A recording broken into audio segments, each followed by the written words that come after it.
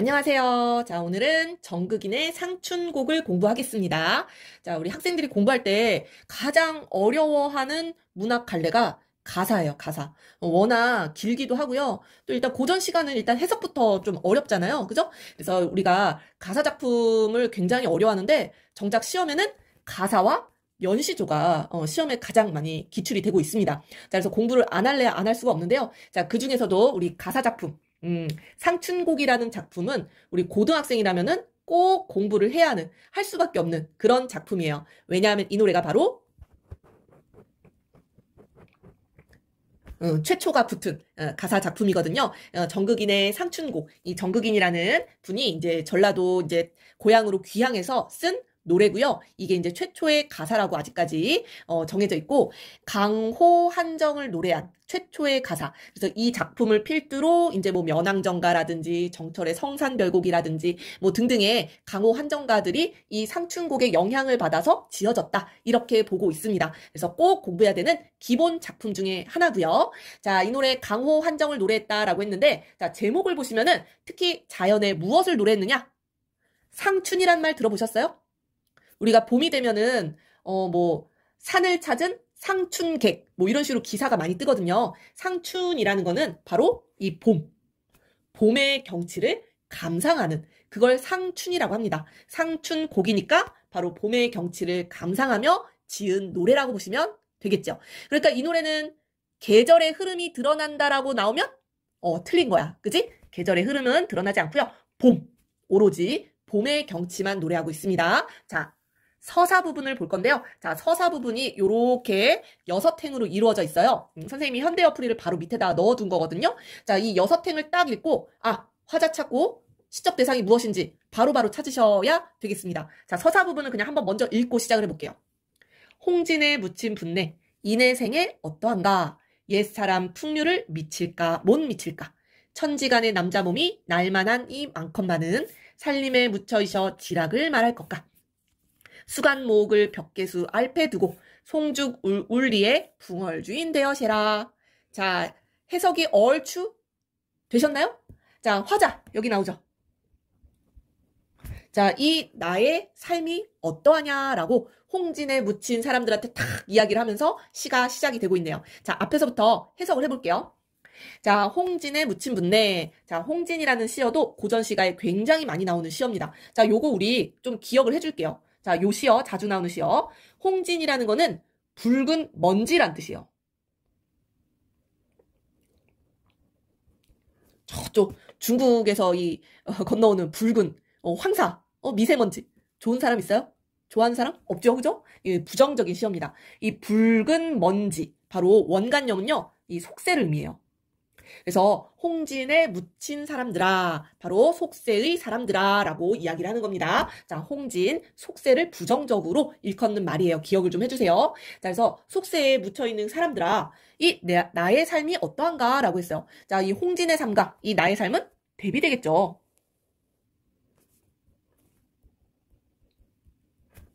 자, 이 나의 삶은 어떠한 삶이냐면요. 여기 바로 나오네요. 그죠? 바로 풍류를 즐기는 사람입니다. 풍류를 즐기는 삶. 자, 바로 옛사람의 풍류에 미치는가 못 미치는가 라고 했어요. 옛사람, 아주 그 유명한 그런 풍류를 즐겼던 그런 사람들의 나의 풍류 생활을 비교를 해보는 겁니다. 자, 그 사람들과 비교해봤을 때 옛사람들의 풍류에 내가 미치는가 못 미치는가 라고 이야기하는 거예요. 바로 옛사람들처럼 내가 풍류 생활을 아주 잘 즐기고 있다라는 자부심이 드러나는 부분입니다.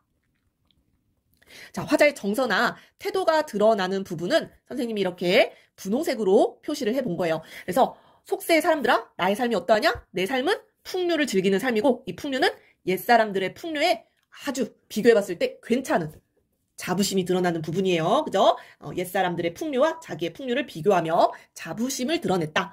자, 천지간에 이 세상에 남자 몸이 나만한 이가 하건만은 하다라는 거는 많다라는 뜻이에요. 자, 우리가 요즘에 고전 시가가 시험에 나올 때는요.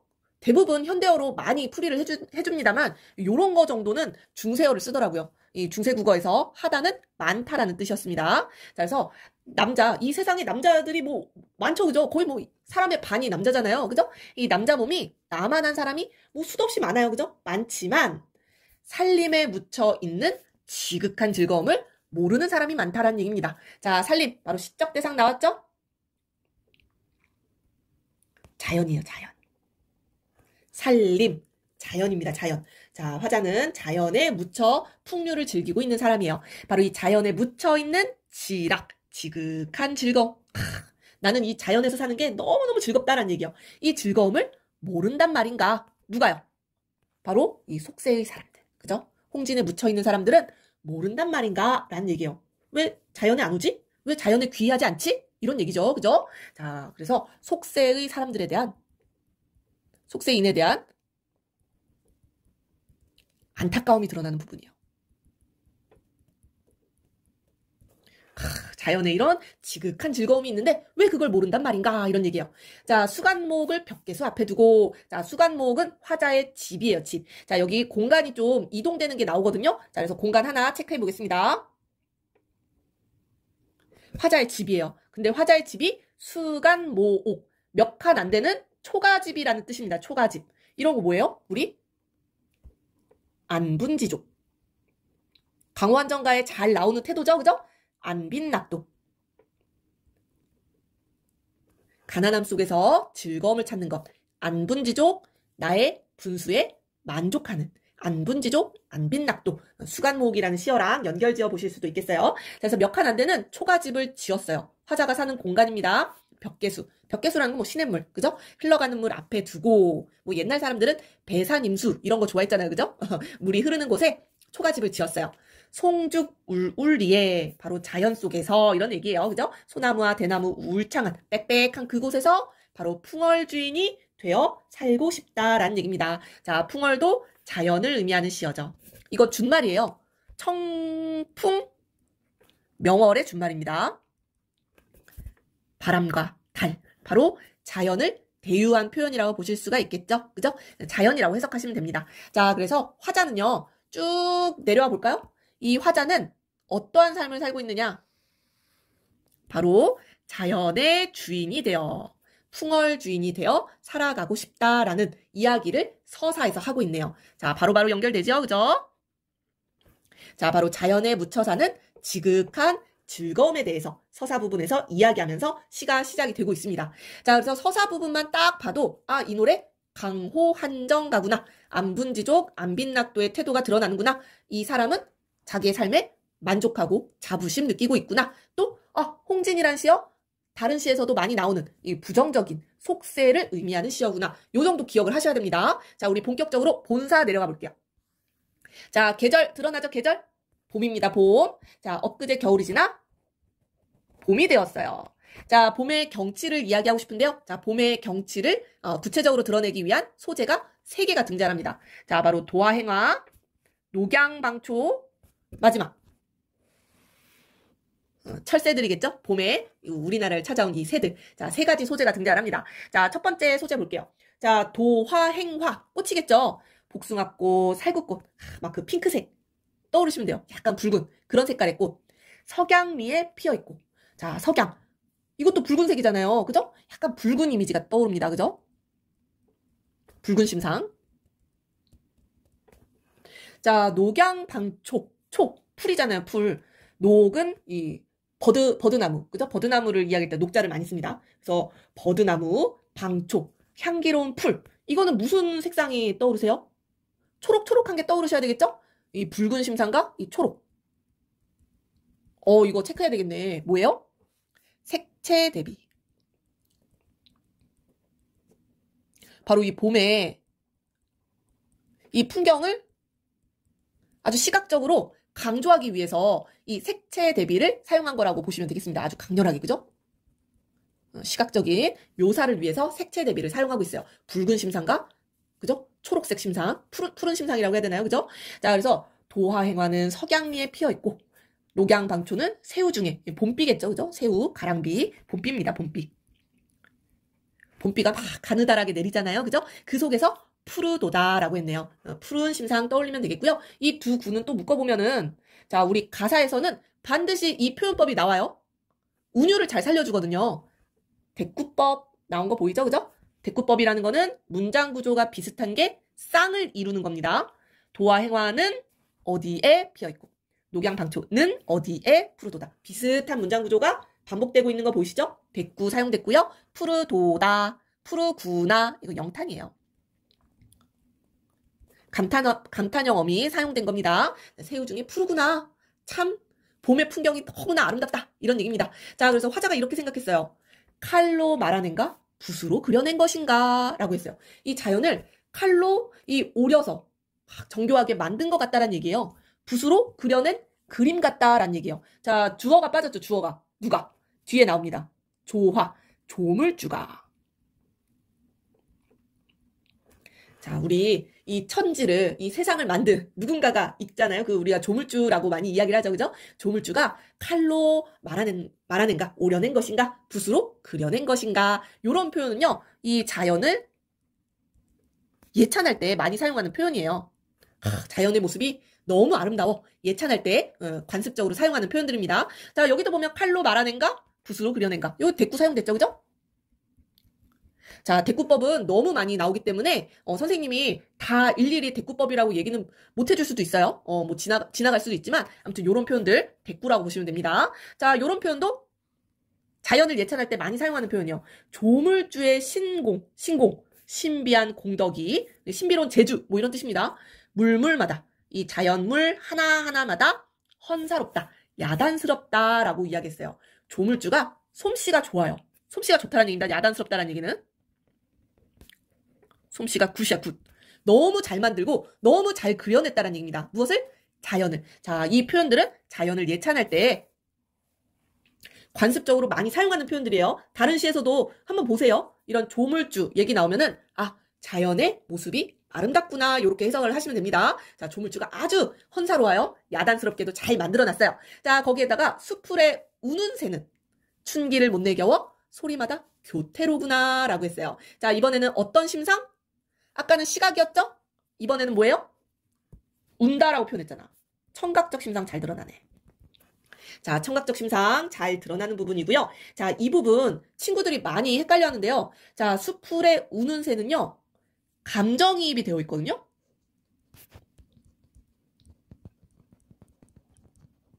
자, 그런데 새가 운다라고 해서 슬픈 감정? 지금 슬퍼요? 얘들아, 감정이입이라는 거는, 감정이입의 대상물이라는 거는 화자의 감정과 동일시되는 대상을 얘기하는 거예요. 화자 지금 슬퍼요? 아니에요. 운다라고 표현했지만 뭐 때문에 운다라고 표현했냐면요. 춘기를, 봄의 기운을 못 이겨서 소리마다 교태스럽게 운다라고 표현했어요. 왜 안 나오지? 교태스럽게. 아양을 떠는 그런, 뭐예요? 봄의 흥취. 자, 이 새의 울음은요, 슬픈 울음이 아닙니다. 막 그 두견새, 자규, 막 이런 울음이 아니에요. 봄이 와서 너무너무 반가워서 우는 그런 교태스러운 울음이다라는 얘기입니다. 그래서 화자의 흥취가 이입된 감정이 바로 화자의 흥이 이입된 대상이라고 보셔야 돼요. 슬픔이라고 보시면 절대 안 됩니다. 절대 안 돼요. 자, 그래서 본사 1부분은요. 봄의 아름다운 경치에 대해서 노래를 했는데요. 자, 여기에서 봄의 아름다운 경치를 어떤 심상? 바로 시각적인 심상과 청각적인 심상을 통해서 나타냈다라는 얘기입니다. 자, 이 시각적인 심상은 색채 대비를 통해, 청각적 심상은 바로 이 새의 울음, 바로 흥겨움을 못 이겨 교태스럽게 우는 감정이입, 이런 거 기억을 해주셔야 되고요. 조물주, 자연을 아주 예쁘게 만들어놨구나. 예찬할 때 쓰는 표현, 이렇게 바로바로 연결해서 보셔야 되겠습니다. 자, 이 시를 공부하는 이유는요. 이 시를 단순히 해석하기 위함이 아니에요. 다른 시에도 이런 표현들이 아주 잘 나오기 때문에 이 시를 공부하면은 다른 작품들, 비슷한 강호안정의 가사들도 여러분들 해석하실 수 있습니다. 자, 본사 2로 넘어가 볼게요. 자, 화자의 정서 계속해서 잘 드러나죠? 흥겨워요. 자, 무라일체니. 자, 자연과 내가 하나가 되었어요. 조화를 이루면서 자연과 조화로운 생활을 하고 있죠. 그죠? 자, 무라일체연이 흥이야 다를 쏘냐? 이거 뭐야? 다르지 않다라는 거죠. 서리법입니다. 자연의 흥겨움과 나의 흥겨움이 다를 쏘냐? 다르지 않다. 같다라는 얘기입니다. 무라일체니까. 그죠? 10이라는 거는 살인문. 우리 지금 수관 모옥을 지었다라고 했잖아요. 앞에 그 초가집 앞에 있는 뭐 정문이라고 해야 되나요? 살인문입니다. 자, 이 살인문 앞을 걸어보고 산책하는 겁니다. 조금 더 멀리 갔어요. 자, 공간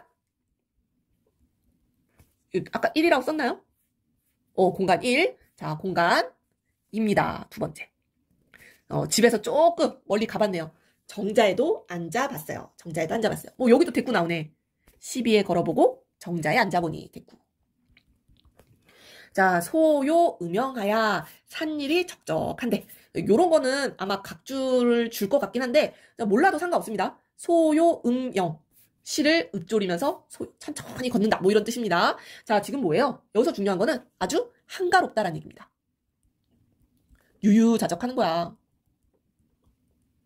우리 한가로울 때 콧노래 부르잖아요. 그러지 않나요? 하루 종일 그 맴도는 노래 막 부르고 그러지 않아요? 이 소요 음영하며 그때 당시에 이제 시를 읊었겠죠.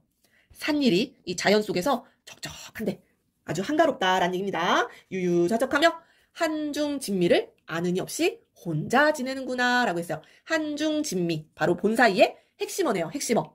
한가로운 가운데 진미. 아까 지락이랑 비슷한 뜻이네요. 지극한 즐거움, 진정한 즐거움. 아는 사람이 없이 혼자 지내는구나 라고 했어요. 자, 바로 이 본사이는 바로 봄의 흥취, 한중진미. 요거 기억하시면 될 것 같습니다. 자, 한가롭게 봄의 흥취를 즐기는 모습. 자, 혼자 즐기니까 심심하잖아요. MBTI가 2로 시작하나 봐요. 자, 사람들한테도 자연에 대해서 소개해주고 싶은 거예요. 너무 좋아. 자, 권유합니다. 이봐, 이웃들아, 산수 구경을 가자스라. 이거 청유 형엄입니다. 그죠? 청유하는 거예요. 우리 산수 구경 한번 가보자. 봄이 되니까 우리 상춘, 봄을 즐기려면 산에 가봐야 되겠죠. 그죠? 자, 산수 구경을 가자고 했어요. 답청일란 오늘하고 욕길란 내일 하세. 대꾸 나오네요. 아침에는 채산하고 저녁에는 조수하세. 대꾸 너무 많이 나오죠. 그죠? 자, 답청이라는 거는요. 여기 풀밥기라고 선생님이 해석을 해놨는데 이거는 3월 음력이죠. 음력 3월 3일 이 삼진날이라고 하거든요. 이 음력 3월 3일이 바로 이 농사일을 시작하는, 옛날에 우리 그죠? 농촌 사회였잖아요. 이 농사일을 시작하는 날이기 때문에 굉장히 중요하단 말이에요. 그때 답청이라는 풍습이 있었습니다. 삼진날의 풍습이에요. 풀을 밟아줘야지 그 해에 농사가 잘 지어진다라고 생각을 했거든요. 그래서 풀 밟기도 하고요. 바로 이 봄의 풍습이라고 보시면 되겠죠? 욕기는 목욕입니다. 이 목욕제게도 해야 되겠죠. 그죠? 이 날이 풀려가지고 좀 이제 시냇물이 좀 뜨뜻까지는 아닌데, 그죠? 겨울보다는, 그죠? 목욕할 만 하겠죠? 그죠? 목욕도 하자라는 얘기고요. 아침에는 산나무를 캐는 겁니다. 산나무를 캐보고요. 저녁에는 조수, 낚시를 하자라는 얘기예요. 자, 그런데 여기에서 여러분들 헷갈리시면 안 됩니다. 나무를 캐고 이 낚시를 한다고 해서 지금 화자가 노동을 하는 게 아니에요. 노동하는 거 아닙니다. 아까 뭐라 그랬어요? 산수 구경을 가자라고 했잖아요. 산수 구경. 그렇기 때문에 여기서는 노동이 아니라 산수 구경의 하나예요.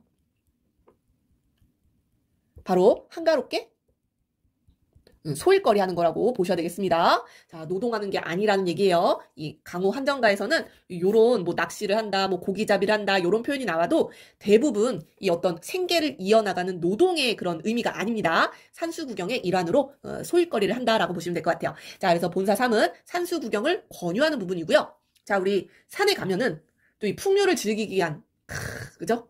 막걸리 한잔 해야죠. 우리 학생들은 잘 모르겠지만 그 맛을. 자, 본사 4로 내려가면은 바로 술. 풍류 생활이 잘 드러납니다. 풍류 생활을 나타내는 소재가요. 뭐 술이라든가 이런 낚시라든가 또 뭐가 있을까요?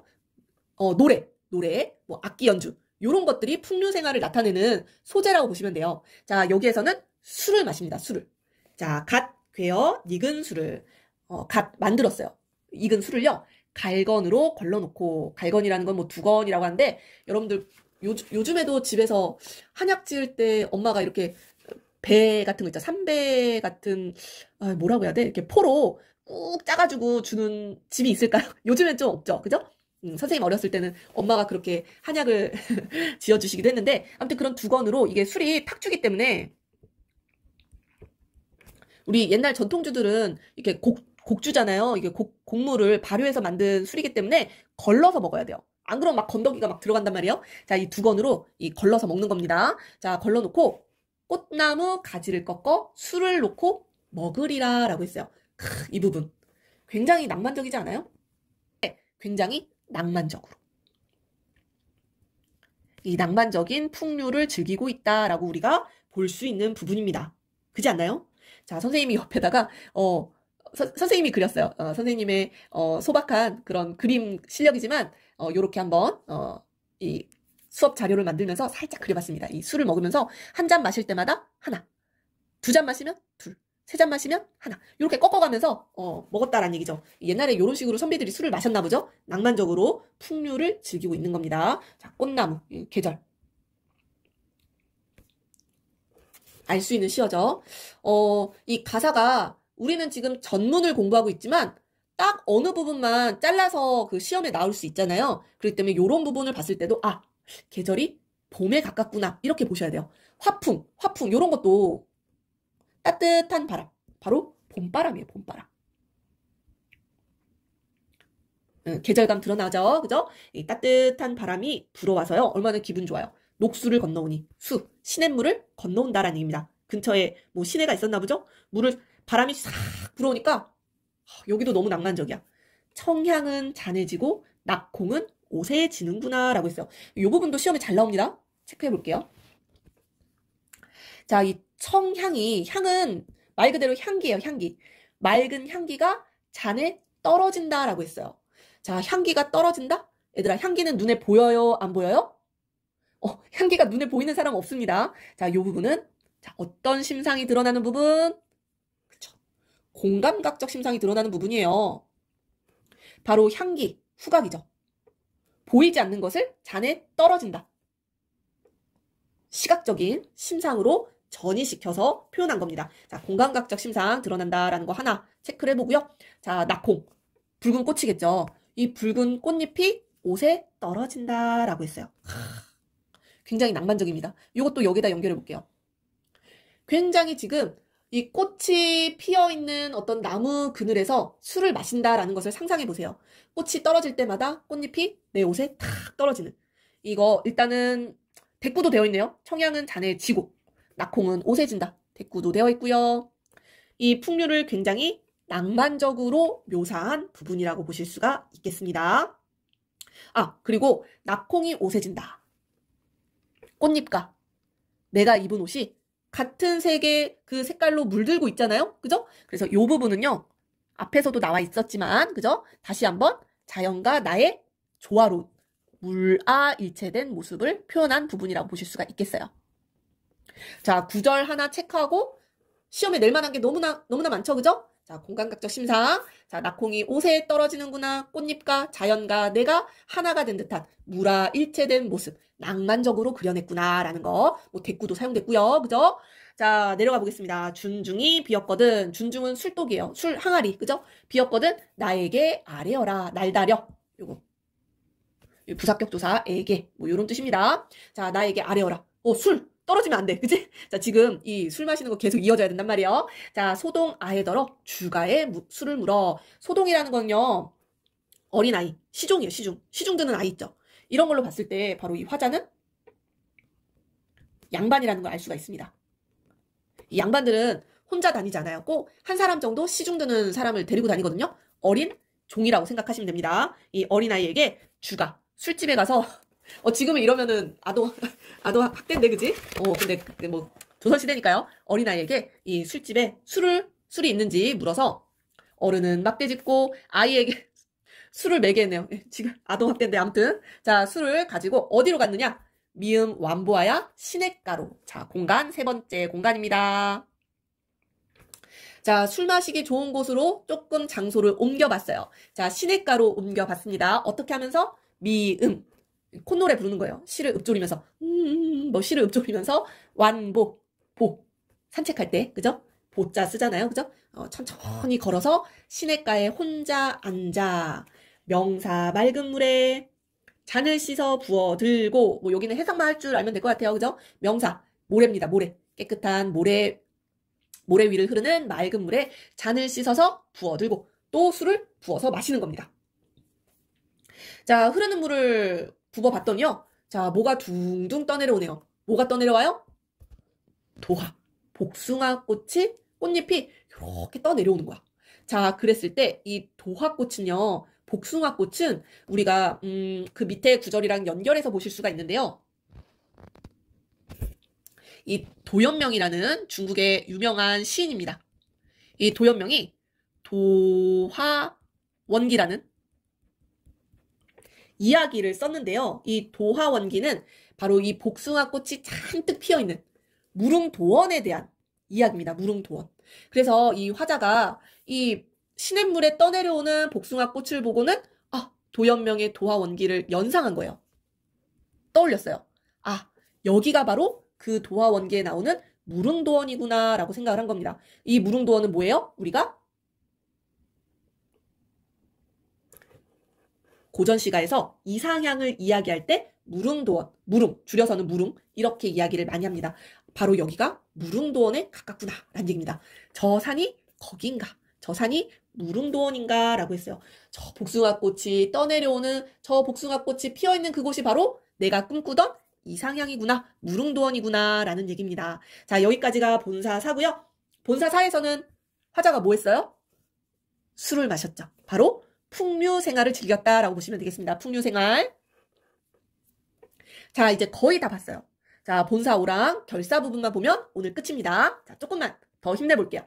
자, 송간세로에 두견화를 붙이들고, 자, 송간, 소나무 사이에 세로, 좁은 길이에요. 뭐 산길이 넓지 않잖아요. 그죠? 좁은 길로 두견화. 진달래꽃. 계절감 드러나죠?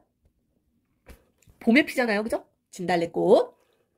자, 이 진달래꽃을 붙이들고 한 송이 이렇게 꺾었나 보죠? 그죠? 한 송이 꺾어가지고요. 자, 어디로 올라갔느냐? 자, 네 번째 마지막 공간.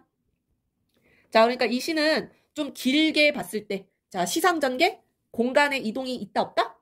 있다라는 거예요. 그죠? 공간의 이동이 있어요. 자, 이번에는 산 제일 높은 곳으로 올라가 봤어요. 자, 산봉우리입니다. 산봉우리에 급히 올라 구름 속에 앉았어요. 굉장히 높이 올라갔네요. 그죠? 상승적 이미지 드러나요. 높은 곳에 올라갔습니다. 자, 그랬더니 내 발 아래 천촌말락, 줄여서 촐락, 그죠? 수많은 촌락들이 곳곳에 펼쳐져 있네. 내 발밑에 아주 경치가 끝내주는 겁니다. 그죠? 자, 연하일휘는 금수를 재편난 듯이라고 했어요. 자, 연하일휘라는 거는요, 자연을 이야기할 때 많이 사용을 하는 표현입니다. 뭐 그대로 해석을 하자면요, 이 연은 뭐예요? 안개. 하, 노을. 일은 이 정도는 알죠? 그죠? 해. 일휘. 햇살입니다. 햇살. 빛나는 햇살. 자, 그래서 자연을 의미하는 시어예요. 연하일휘. 연하. 요런 거 좀 기억을 해주시면 좋을 것 같아요. 다른 시에도 나오거든요. 자, 이 자연이요. 금수를 재편난 듯이라고 했어요. 자, 요 표현 보십시다. 뭐뭐한 듯, 이거 비유적 표현이에요. 자, 금수라는 거는 비단. 자, 바로 자연을 비단에 비유를 한 겁니다. 비단을 펼쳐놓은 듯 자연이 어떠하다? 아름답다. 자, 자연의 아름다움을 이 수놓은 비단에 빗대어서 표현을 했고요. 이 부분 미화법도 사용됐다라고 보실 수가 있겠어요. 자, 이 표현도 굉장히 잘 나옵니다. 수놓은 비단을 펼쳐놓은 듯하다. 자연의 아름다움을 미화할 때 자주 사용하는 표현이에요. 자, 수놓은 비단을 펼쳐놓은 듯 너무나 아름답다라고 했고요. 엊그제 검은들. 엊그제 검은들이라는 거는 바로 겨울 들판을 얘기를 합니다. 엊그제는 겨울이어서 검은 들이었는데 지금은 봄빛이 유여하구나 라고 했어요. 유여, 거꾸로 하면은 여유롭다라는 얘기죠. 흘러 넘친다라는 뜻이에요. 봄빛이 흘러 넘쳐서 너무나 아름답다라는 얘기겠죠. 유여할샤. 감탄. 영탄형. 자연의 아름다움을 보면서 자연의 아름다움을 수놓은 비단에 빗대어서 아름답다라고 영탄, 감탄하는 그런 태도가 드러나는 부분. 자, 산봉우리에서 봄의 아름다움에 대해서 예찬을 하고 있었던 게 본사옵니다. 자, 마지막 결사만 남았는데요. 사실은 이 결사 부분이 화자의 정서나 태도가 거의 뭐 압축적으로 들어가 있거든요. 그래서 죄송해요. 여기 잘못 쓰여 있네. 본사 6이 아니라 결사입니다. 자, 그래서 결사 부분 굉장히 중요해요. 이 부분만 따로 시험에 나올 수도 있습니다. 자, 이 부분 공부 잘 해보도록 할게요. 마무리. 자, 공명도 나를 끼우고 부기도 나를 끼우니. 이 부분 진짜 유명한 구절이다. 일단 백구되어 있고. 자, 공명, 부기 이거 뭐예요? 세속적 가치잖아. 마이너스겠지.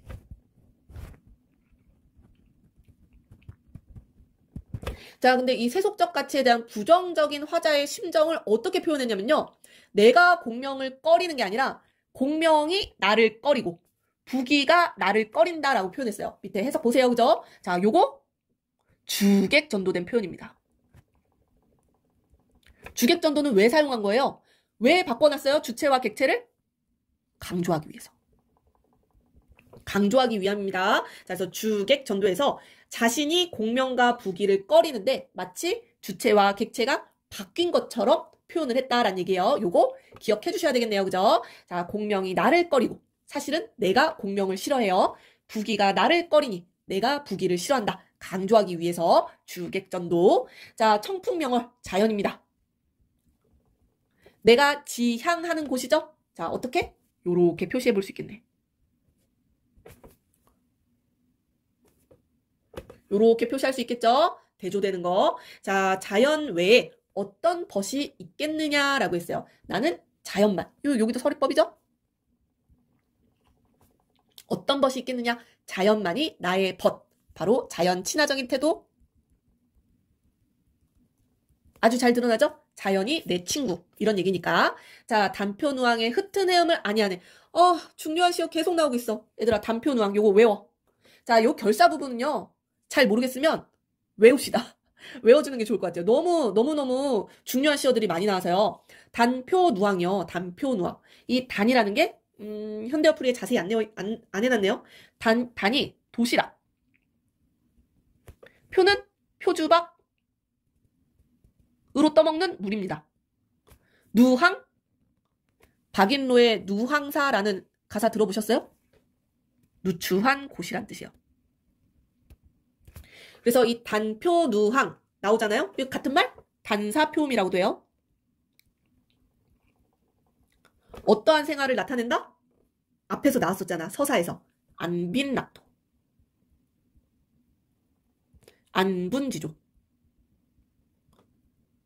안빈낙도, 안분지족의 태도를 나타낼 때 단표누항이라는 표현도 많이 사용을 합니다. 자, 시어, 의미 해석할 수 있어야 돼요. 자, 그래서 단표누항. 청빈한 선비의 살림에 가난하게 살아간다고 해도 흩은 헤음을 아니하네 라고 했어요. 흩은, 헛된, 헤음.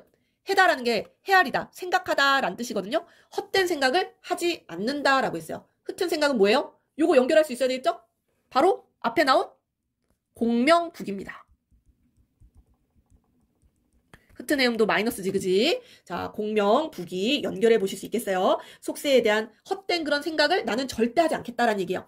아무튼 100년 행락을 100년 동안 이렇게 행쇼, 그지? 즐겁게 살아가는 거 바로 이만한들 어찌하리. 이만하게 살아가는 것이 어떠하냐라고 이야기를 하고 있네요.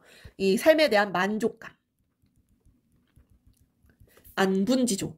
다 연결해 볼 수 있겠죠? 자, 그래서 마지막 결사 부분은 선생님이 빨간 펜을 많이 들었네요. 그죠? 자, 해석할 수 있어야 되겠습니다. 자, 이거 미안해요. 이거 잘못 썼어요. 본사 6이 아니라 결사 부분. 바로 안빈낙도, 단표누항, 단사표 이런 삶을 지향하겠다라는 화자의 굳은 이 의지가 드러나는 결사 부분이었습니다. 자, 주제. 봄의 완상과 안빈낙도. 자, 정리되죠? 그죠? 자, 전체적으로 공간의 이동. 자연 속에서, 그죠? 집에서 마지막에는 산 꼭대기까지 올라갔고요. 풍류 생활을 너무너무 잘 즐기고 있었어요, 화자가. 술 같은 거, 요런 소재, 그죠? 잘 드러났었고요. 시각, 청각, 다양한 표현법들, 잘 사용한 이 상춘곡이라는 시 오늘 정리해봤습니다. 자, 오늘 여기까지 하고요. 다음 시간에도 고전시가 한 편 또 가지고 올게요.